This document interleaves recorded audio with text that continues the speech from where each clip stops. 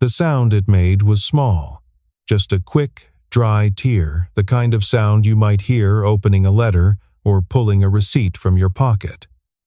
Ordinary, forgettable, except that it wasn't a letter. It was a check for $10,200,000, and the woman who tore it stood behind a marble counter in a pressed blazer with her name on a gold-plated badge, watching the pieces fall to the floor as if she had done the most reasonable thing in the world. The man in front of her didn't move. He stood with his hands at his sides, calluses on his palms, sawdust still caught in the crease of his collar, watching two pieces of paper drift to the polished stone floor. He didn't raise his voice. He didn't reach for his phone. He just watched, and no one in that lobby, not the tellers, not the waiting customers, not the woman in the blazer herself, knew that in 7 minutes, everything in that room was about to change. Before we go any further, if you've ever been judged by the way you look, dismissed before you opened your mouth, or stood in a room where no one thought you were worth their time, hit that like button right now, drop the word "sir" in the comments so we know you're here, and subscribe so you don't miss the moment Ethan Collier gets exactly what he's owed. Stories like this one exist to remind us that dignity is not something anyone gets to hand out or take away. Ethan Collier had been waking up at 5:15 every morning for 3 years, not because he wanted to, not because some motivational philosophy had gotten under his skin. He woke up at 5:15 because that was when the darkness in the house felt the heaviest, and staying in bed past that hour had stopped being an option the morning after Claire's funeral. So, he rose. He made coffee, the same grocery store brand in the same dented percolator, and he packed a lunch for a 9-year-old girl who still slept with a stuffed rabbit named Gerald, and he drove his 19-year-old pickup truck to whatever job site had hired him that week. He did this without complaint, without ceremony, without the kind of narrative he'd heard other people construct around their difficulties. It was simply his life. He had decided, somewhere in the first brutal months after Claire, that the most honest thing he could do was live it without dressing it up. He was an electrician. Had been since he was 22, when his father handed him a set of wire strippers and told him a man who understood electricity would never go hungry. He was good at it, methodical, patient, the kind of worker who traced problems back to their source rather than patching over symptoms. He didn't guess. He measured, verified, tested, and confirmed. His crew liked him. His clients trusted him and referred him to their neighbors. He made $41 an hour on commercial jobs and $38 on residential. And he worked 6 days a week, and at the end of every month, he transferred a fixed amount from his checking account into a savings account he had labeled simply Sophie. The name on the account was the whole explanation. Sophie was 9 years old and had her mother's gray-green eyes and her father's way of going quiet when she was working something out. She read above grade level, had a talent for drawing animals that looked more or less anatomically correct, and had been born with a small but significant defect in the left ventricle of her heart. The cardiologist at Cleveland Clinic, a careful man named Dr. Morrison, who wore reading glasses on a cord and chose his words the way a good carpenter chooses wood for grain and durability, had explained it in terms Ethan had needed to hear twice and had written down immediately. After. The defect was manageable, but not indefinitely. The tissue involved would not improve on its own. Before Sophie turned 10, she would need a corrective procedure, a catheter-based repair, minimally invasive by cardiac surgery standards, but not by any standard Ethan had ever lived by. After insurance, the out-of-pocket cost was $80,000. Ethan had been saving for 2 years. He had $22,400. He did not buy new boots when his old ones wore through. He patched them with waterproofing compound from the hardware store and kept wearing them. He ate lunch from a cooler he packed at home, sandwiches and apples and the occasional thermos of soup.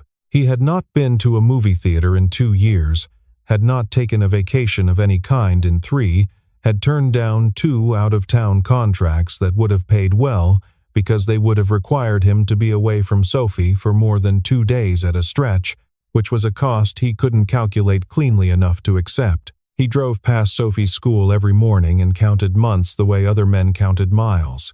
And every few weeks he opened the savings account on his phone and looked at the number and closed the app and went back to work. The space between 22,000 and 80,000 was not a crisis. It was a weight. It was the kind of weight that does not announce itself each morning, but simply exists in the background of every decision, every small calculation, every time he said no to something Sophie wanted so he could say yes to the thing she needed. And then, on a Tuesday in October, his phone rang at 7:45 in the morning while he was still in the driveway finishing his coffee. The voice on the other end was professional, unhurried, the voice of a man who delivered news for a living and had learned to give it room to land. His name was Nolan Park, and he was a partner at Park & Associates, an estate law firm based in Columbus. He was calling, he said, regarding the estate of one Russell James Collier of Marietta, Ohio, who had passed away 11 days prior at the age of 81.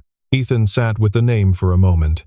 Russell Collier, his grandfather, a man he had not spoken to since he was 22 years old, when the family had fractured along the fault lines of a divorce no one handled well, the kind of fracture that happens not in a single incident but over years. Argument by argument, silence by silence, until the accumulated distance becomes its own kind of permanent geography.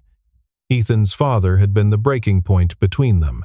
There had been an argument, old and circular, about money and respect and who owed what to whom, and then there had been years of simply not calling, and then the years had become so many that the calling felt impossible. And then more years after that. He had thought about his grandfather occasionally, had wondered, with the particular unease of unresolved things, whether Russell had thought about him.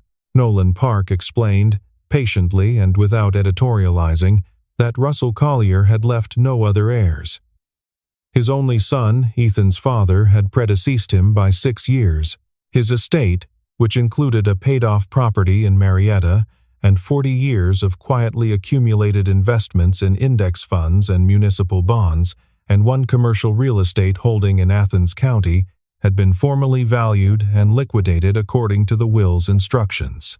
The will, Nolan said, had been updated 8 months before Russell's death. Ethan's name was the only name in it. The total, after taxes and legal fees, was $10,200,000. Certified check. Made out to Ethan James Collier, available for pickup at the law office or, with proper identification and supporting documentation, depositable at any major financial institution. Ethan set down his coffee cup on the dashboard. Outside, a neighbor's dog was barking at something in the hedge. A school bus turned at the end of the street. The ordinary machinery of the morning continued exactly as it had before, indifferent to whatever had just changed in the front seat of a 19-year-old pickup truck. He sat for a long time looking at the fence at the end of his yard. He thought about his grandfather, the Russell Collier he remembered from childhood, which was imprecise and partial, as childhood memories always are. A big hand, a workshop smell, a man who didn't explain himself much but who, when he showed Ethan something, waited to make sure Ethan actually understood it before moving on. He did not cry. He wasn't sure exactly what he felt, except that it was large and complicated and that standing inside it required a kind of careful attention. Then he called his crew foreman and said he'd be coming in late. He arrived at First Atlantic Bank on Clement Street in Harlow Creek at 2:15 in the afternoon. He had not changed clothes. There had not seemed to be a reason to. He'd called ahead that morning, spoken to a woman named Jess who had confirmed in a pleasant, efficient voice that the branch could absolutely handle large estate deposits with proper documentation, and he had the documentation. He had the check, certified and notarized, in a Park & Associates envelope. He had his driver's license, his social security card, and a printed copy of the estate filing Nolan Park had emailed him that morning along with the original supporting will and probate records. What he did not have was a blazer or dress shoes. or any version of himself that looked like the kind of person who walked into marble lobbies carrying $10 million checks. He was wearing the uniform he'd been in since 6:30 that morning, navy work pants, a navy button-front shirt with the Collier Electric patch on the sleeve, and the patched steel-toed boots. His hands, which he had washed at the job site, still held the faint ghost of work in the creases of his knuckles. His hair was thick and brown and had not been styled in any intentional way. He was, in every visible aspect, exactly what he was: a working man who had taken an afternoon off. He pushed through the glass door and stood for a moment just inside the entrance, letting his eyes adjust to the shift from October light to the tempered brightness of the interior. Travertine floors, pale and polished, a long service counter with 2 teller windows, both staffed, a waiting area to the left, upholstered chairs in a muted blue-gray, a small side table with a fanned arrangement of financial brochures, a potted tree and a terracotta planter that had clearly never been closer to soil than this lobby. On the right, a glass-walled office with the blinds partially open. At the desk inside, a woman in a charcoal blazer was looking at a computer screen. The woman looked up. She saw him in the way that certain people see certain other people, not as a stranger to assess neutrally, but as a category to place. She did it quickly, the way people do when they've been doing it long enough that it no longer feels like a judgment but simply like a read. Work uniform, boots, no briefcase, no suit, envelope in hand that could mean anything. Her expression did not change. She set down whatever she had been holding and came out of her office. Her name was Diana Holt, and she had been the branch manager of this location for 4 years. She was 38, precise in her appearance in the way of someone who had understood early that presentation was a form of currency and had invested accordingly. She was good at her job in the ways that appeared in quarterly reports, loan processing metrics, customer retention numbers, branch efficiency ratings. She ran tight staff meetings. She arrived before her staff and left after them. She had built something here, by the standards that measured such things, and she was protective of it with the energy of someone who had worked hard to have something worth protecting. She crossed the lobby with the efficiency of someone attending to a potential complication, and she reached the counter at almost the same moment Ethan did. Becca Torres, at the second teller window, had been watching since the door opened. Becca was 35, had worked in banking for 9 years, had been at this branch for 2 of them. She was the kind of person who processed information quietly and completely, who noticed the things that happened at the edges of a scene while other people watched the center. She saw Diana come out of her office. She noted the pace of it, the angle of it. She positioned herself slightly closer to the counter and kept her hands visible on the surface. Ethan reached the counter and removed the envelope from his jacket pocket. He set it down with both hands. Deliberately. "The way you handle something you've been careful with all day." He said he was there to make a deposit. He had called ahead that morning. He had all the required documentation. Becca's hand moved toward the envelope. Diana's got there first. She picked it up not sharply, nothing that could be called rude in the technical sense, and opened it with one finger along the unsealed edge. She removed the check and read it. The amount was $10,200,000. The issuing institution's name was printed at the top. The notarization seal was intact and clean. The signature of the certifying officer was crisp. Becca, from her position, could see the check from the side and recognize the format immediately. She'd seen estate checks before. Not of this size, but the same structure. Diana looked at the check, then she looked at Ethan, then back at the check. Something moved behind her eyes that was not surprise, because Diana Holt was not, in that moment, surprised that the check was real. She was something else. She was in the presence of a dissonance she had not prepared for. A category error her mental filing system was processing at a speed just slightly slower than the situation required. The man across from her and the number on the piece of paper in her hand did not, by her accounting, belong in the same sentence. She smiled. It was a practiced smile, the kind that exists in the surface muscles only. "Mr. Collier," she said, "why don't we step into my office?" The office had 2 chairs across from the desk and a window that looked out onto the parking lot. Diana set the check on the desk between them and folded her hands. She said she had a few questions, as a matter of standard procedure for transactions of this magnitude. Ethan said that was fine. The questions were not standard. Where had the funds originated? Ethan explained. The estate of his grandfather, Russell Collier, of Marietta. The law firm handling it was Park and Associates in Columbus. He had the attorney's contact information. Why hadn't the firm arranged a direct wire transfer? Ethan said he didn't know that was how Nolan Park had structured it. He could call Park right now if she'd like to speak to him. Had Ethan had any contact with his grandfather recently? Ethan said no. They had been estranged for 18 years. He was aware that sounded unusual. Diana's expression did not change. She asked why Ethan had chosen this branch specifically. He explained that he had called ahead that morning, spoken to a representative who told him this branch could handle large deposits with the proper documentation. He had the documentation. He also had his identification, which he placed on the desk. Diana looked at the license. She looked at the check.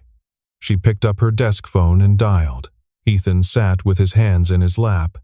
Still, the way he sat on job sites when something wasn't working and he was thinking it through. On the other end of the line, Nolan Park answered. He confirmed, clearly and without hesitation, everything Ethan had said. The estate was legitimate. The check was legitimate. The documentation was in order. He offered to send a secondary confirmation by fax within 10 minutes if required. Diana thanked him and hung up. She set the phone down and looked at Ethan for a moment longer than was comfortable. Then she said, in the same level, pleasant voice she'd been using throughout, that unfortunately, the branch had an internal policy regarding the processing of transactions above $5 million that required a different procedural pathway. She said this transaction would need to be routed through their commercial division, which would require Ethan to make an appointment, bring additional documentation, and return on a different day. Becca Torres was standing outside the glass wall of the office. She had not moved since Ethan had gone inside. She heard this last part she was meant to. The blinds were open, and she blinked, because there was no such policy. She had processed a $6.3 million wire transfer 16 months ago, the same afternoon it came in, with Diana's signature on the approval. She knew every processing protocol in that branch manual. The policy Diana had just described did not exist. Becca looked at the clock on the wall. It was 2:47 in the afternoon. Ethan looked at Diana. He had spent 20 years diagnosing electrical faults, finding the exact place where a circuit broke and current stopped flowing. He had the particular skill of recognizing when a system had stopped operating the way it was supposed to, and this had the same signature. The current had stopped for no mechanical reason. He said, calmly, that he understood, and asked if she could provide the written policy she was referencing, along with the name of the appropriate contact in the commercial division so he could follow up directly. Diana said she would have someone email that information to him. Ethan nodded. He stood up, straightened the papers on the desk, and reached for the check. Diana's hand was faster. She picked it up first. She looked at it one more time, and then, in the way that sometimes, inexplicably, a bad decision accelerates past the point of return, she tore it in half. The sound was clean and final. She set both pieces on the desk and said, "I'm actually doing you a favor. Documents like this are frequently used in fraud schemes targeting people who aren't familiar with estate law. I'd hate for someone to take advantage of you." The lobby beyond the glass was not a large space. The acoustics of marble and glass carried things. Everyone heard it. A woman near the far wall with a child on her hip looked up. A man in a gray coat by the door stopped moving. Becca Torres went very still, both hands flat on the counter, as if bracing. The other teller turned around and then turned back, unsure where to look. Ethan did not look away from Diana. He looked at her for a long, even moment, the kind of look that doesn't accuse anything, doesn't threaten anything, just records. Then he looked down at the 2 pieces of paper on the desk. The check had been certified and notarized by Park and Associates of Columbus, Ohio. It had taken Nolan Park 11 days to process and prepare. It had taken Diana Holt 4 seconds to destroy. He thought about Sophie. Not in words, exactly, just her face, the way she looked when she was asleep, the soft rhythm of her breathing that Ethan sometimes stood in her doorway and listened to, needing to confirm it was still there. He thought about the number $22,400 and the number 80,000 and the space between them, which he had been trying to close 1 week at a time for 2 years. Then he reached out, picked up both pieces of the check, folded them carefully, and put them in the Park and Associates envelope. He said thank you. And he walked out of the office. He did not leave the building. He walked to the waiting area near the entrance, sat down in one of the upholstered chairs, and took out his phone. The lobby around him had returned to its previous level of activity, or was pretending to. The man in the gray coat had left. The woman with the child was now at Becca's window, speaking quietly. Becca served her with complete professionalism, though her eyes moved to Ethan twice. Ethan called Nolan Park. Park answered on the second ring. Ethan described what had happened in the same way he would describe a wiring fault to a colleague: linear, factual, without inflection. The branch manager had cited a non-existent policy. She had then taken possession of and destroyed the certified check. He still had both pieces. He was still in the building. Nolan Park was quiet for a moment. "Ethan," he said, "are you all right?" "I'm fine," Ethan said. "I just wanted to document it while it was recent." Another pause. And then Nolan Park's voice changed. It didn't become louder or faster, it became more precise. The way a voice gets when a person shifts from one mode of thinking into another entirely. "Don't go anywhere," he said. "I need you to stay exactly where you are." Ethan asked why. "Because the regional director for First Atlantic's Ohio district is a client of mine, and as of this morning, she is somewhere in Harlow Creek." Ethan didn't respond immediately. He sat with that information. "Stay in that lobby," Nolan said. Becca Torres had not been able to hear Ethan's side of the call. Clearly, she had not been trying to, exactly. But the lobby was not large and she was not made of stone. She had caught enough. She put the current customer's deposit receipt in a neat stack, excused herself for a moment, and walked back to Diana's office. Diana was at her desk. Her expression was composed. Her badge caught the light. Gold plate, black letters. Diana Holt, branch manager. Becca stood in the doorway and said, quietly, that Ethan Collier was still in the lobby. Diana did not look up from her screen. Becca went back to her window. 23 minutes passed. The front door of First Atlantic Bank opened at 3:22 in the afternoon. The woman who entered wore a gray blazer over a white blouse, charcoal trousers, low heels. Her hair was silver-streaked and she wore it without apology. She was 55 years old and had spent the last 11 years managing 47 bank branches across 3 Ohio districts, and she walked like someone who already knew the square footage of every room before she entered it. Her name was Margaret Caldwell. Everyone who worked under her called her Meg because she had told them to once, and they had understood that she meant it. She did not announce herself. She did not need to. The teller who noticed her first, a young man at the first window who had started 4 months ago, straightened his spine without knowing he was doing it. The second teller followed a half-second later. Becca Torres was already standing straight. Meg stopped just inside the door. Her eyes moved across the lobby with the deliberate efficiency of someone doing a systems check. Waiting area, left. Service counter, center.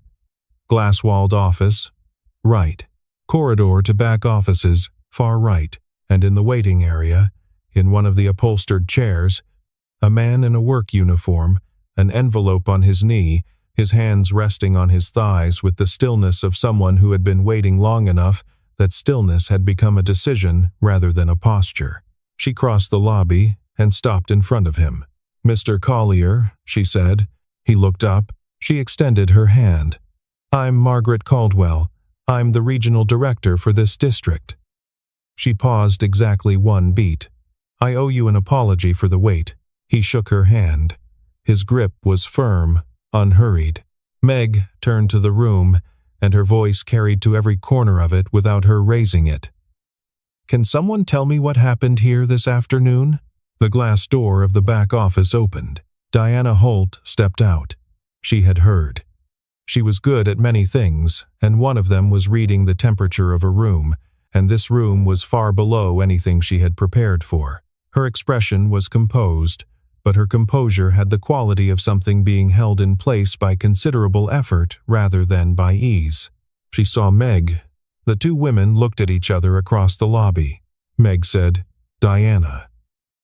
Then she said, "Conference room." Now, it was not a question either, but it was a different kind of not a question. Diana crossed the lobby. She passed within 4 feet of Ethan Collier, and she looked at him once briefly. In the way you look at something you are trying to understand too late. Ethan didn't look away. He held her gaze, not with anger, just with the same steady attention he gave everything, until she had passed him and was through the door. Meg watched this, then she looked back at Ethan, and she said, clearly, and without any theater in it, with the volume calibrated so that every person still in that lobby could hear her, "Sir, First Atlantic Bank will be processing your transaction today. I'll see to it personally, and I can promise you this will not happen again." The word "sir" landed in the room and stayed there. The conference room had glass walls and a closed door, and Meg Caldwell did not sit down once during the entirety of the conversation. She stood at the head of the table and Diana sat, and the particulars of what was said would remain between them. That was intentional, a deliberate professional courtesy Meg extended even to people who had not extended it to others. What was visible, to anyone watching through the glass, was this. Diana spoke first, at length, with the body language of someone explaining. Then, she stopped explaining. Then, her hands, which had been flat on the table, moved into her lap. Then, she sat back in the chair, and something in her face that had been performing composure slowly stopped performing it. Meg did not raise her voice. She didn't need to. The record she had assembled in the last 23 minutes since Nolan Park's phone call, the call logs, the teller logs, the lobby timestamps, and 2 previous incident reports that had been filed by customers and administratively closed without escalation, was sufficient. She presented it the way a careful person presents evidence. Laid it out. Let it be what it was. Outside the glass, in the lobby, Becca Torres sat down in the chair across from Ethan Collier. She had a cup of water that she hadn't asked if he wanted, but set on the small table beside him anyway. "It wasn't the first time," she said quietly. They didn't have anyone to call. Ethan turned the envelope over in his hands. "I'm sorry," Becca said. "I should have said something sooner. I kept thinking I'd misread it." Ethan looked at her. He thought about what it cost to work beside something you weren't sure how to name, and to keep showing up anyway, and to still not be sure you had the right to speak. "You said something now," he said. Becca folded her hands in her lap. Through the glass, Diana had her eyes fixed on a point on the table. Meg was still talking. The window behind them showed the parking lot, the pale October light, a maple that had gone to amber. "The little girl," Becca said. "Sophie, what's the matter with her heart?" Ethan told her. Simply, without the versions of it he sometimes softened for people who looked uncomfortable. He told her the name of the defect, the name of the procedure, the name of the doctor.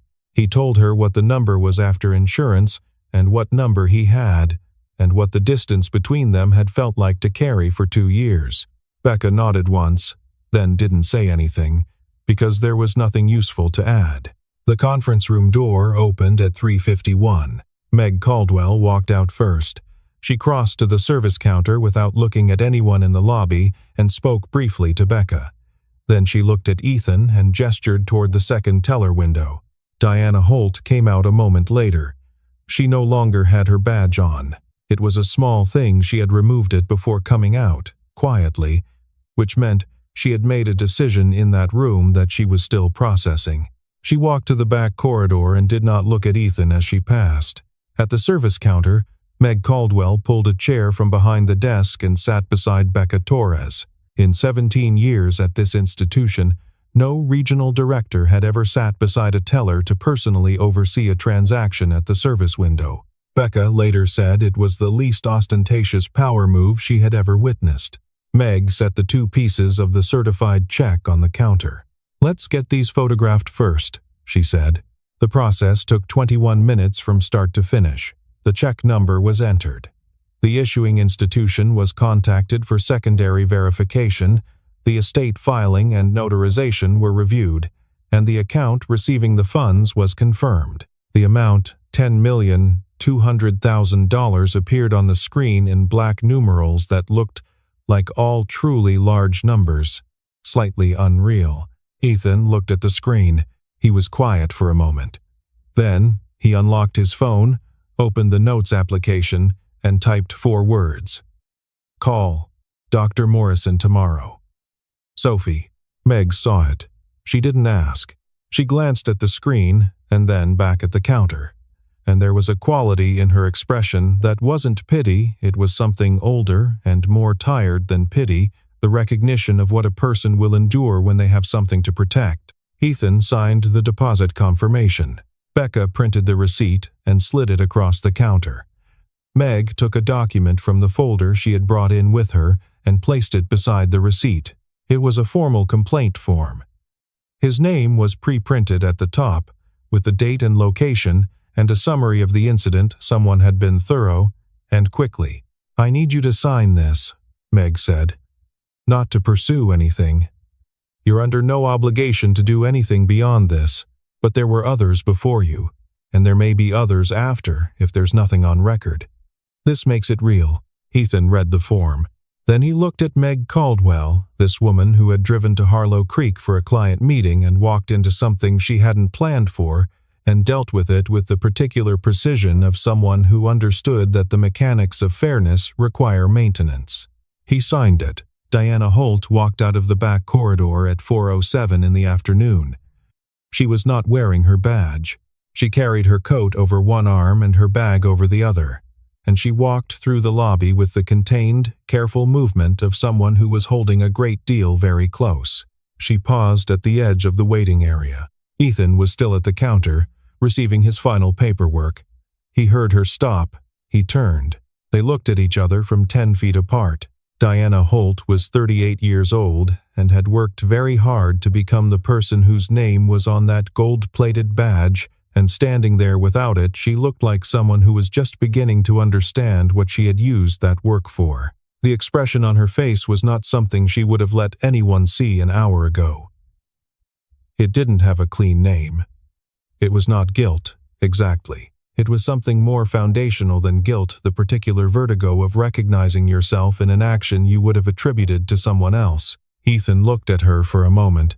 He didn't look away, and he didn't move toward her, and he didn't speak. He simply held her gaze the way you hold a door briefly, without obligation, long enough to make it matter. Then Diana walked to the exit and pushed through the glass door and was gone.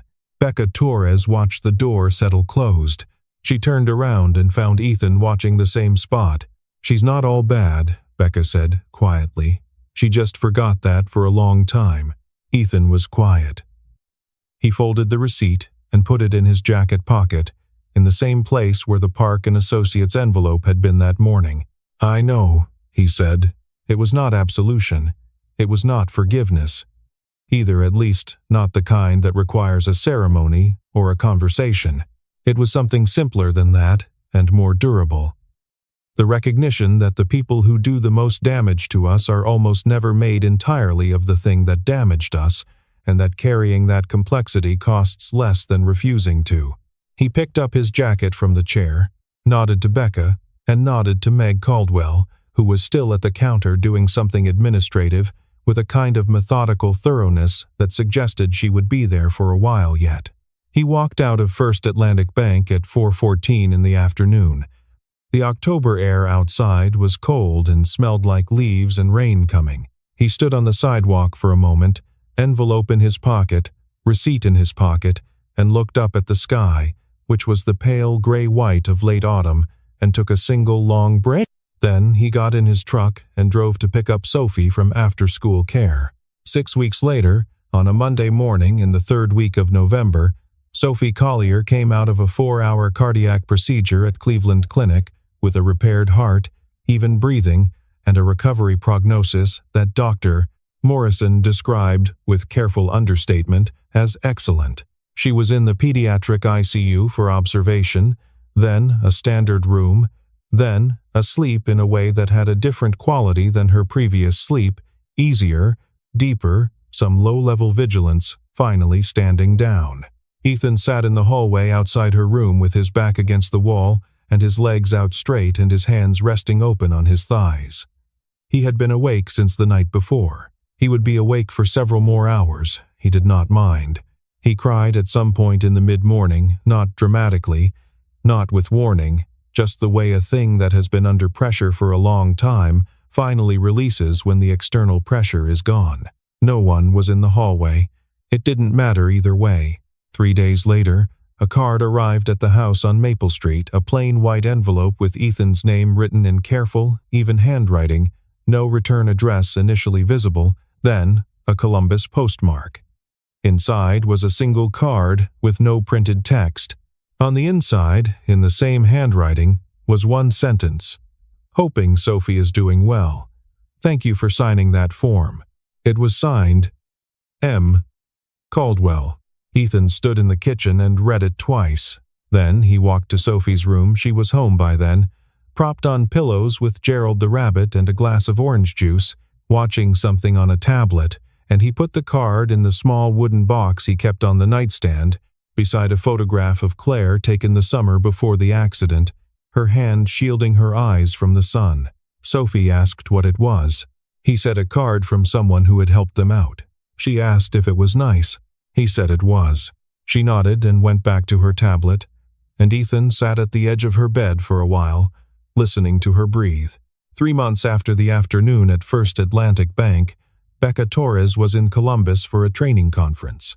On the second day, she stopped into a community financial resource center on Broad Street that a colleague had mentioned, a nonprofit that helped single-parent households navigate financial aid, tax credits, and emergency assistance applications. She had meant to drop off a pamphlet. She stopped in the doorway. At one of the side tables, a woman with dark hair and a plain gray cardigan was sitting across from a young mother, walking her slowly through a stack of forms, pointing, explaining, patient in a way that had a particular quality, the patience of someone who understood exactly how much was at stake for the person on the other side of the table. Becca recognized her. Diana Holt looked up at the same moment. The two women held each other's gaze across the room. Neither of them said anything. Then Becca nodded, once. Diana looked down at the forms. Becca left the pamphlet at the front desk and went back to her conference. She never mentioned it to anyone at the branch. Some things resolve themselves in the telling. Some things resolve themselves in the not telling. This was one of the latter. What Diana Holt was doing in that room was not a transaction. It was not an apology. It was not even, perhaps, a deliberate reversal of anything.